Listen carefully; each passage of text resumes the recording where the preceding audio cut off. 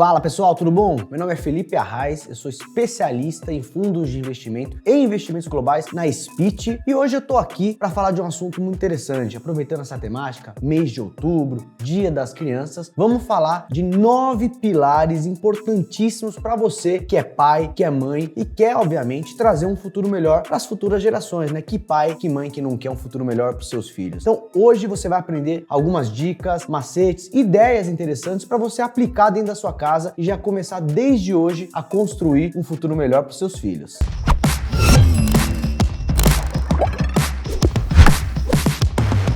Aproveitando essa temática, eu não poderia deixar de falar que nessa semana tá rolando um evento super especial justamente sobre esse tema. Já tivemos lives com convidados especiais e a gente vai fazer um pacotão, sabe daquele tipo do gerente ficou louco? A gente vai oferecer acesso à Finclass, que é uma plataforma enorme, muito relevante sobre conteúdos financeiros. Você pode ver aula com Morgan Housel, com Howard Marks, tem Finclass minha gravada sobre investimentos no exterior e tem também temas aplicados à educação financeira para os filhos. Tudo consolidado numa grande plataforma. Além disso, você também ganha acesso a 6 meses da minha assinatura de fundos de investimento na SPIT com mais um bônus especial, né? Como se já não fosse o bastante, 5 livros na plataforma Esquilo. Tudo isso num pacotão que a gente calculou com 48% de desconto, ou seja, quase metade do preço. Se você quiser saber as condições dessa oferta, é só clicar no link que vai estar na sua descrição. Mas vamos lá para o conteúdo do dia de hoje. Obviamente, educar os filhos não é uma ciência exata, né? Tem opiniões diferentes, você está lidando com pessoas no final das contas. Mas hoje a gente vai passar por 9 pilares que você pode começar a exercitar dentro da sua casa. Então já aproveita, deixa o comentário, fala aí se você já tem filho, filha, se você já pratica algum macete de educação financeira no dia a dia com eles, tá bom? Passo número 1, estimular o pensamento de longo prazo. Antes disso, é bom fazer um disclaimer, porque quando a gente trata de crianças muito novinhas, o longo prazo é diferente de uma criança mais velha. Uma criança de 1 ano, por exemplo,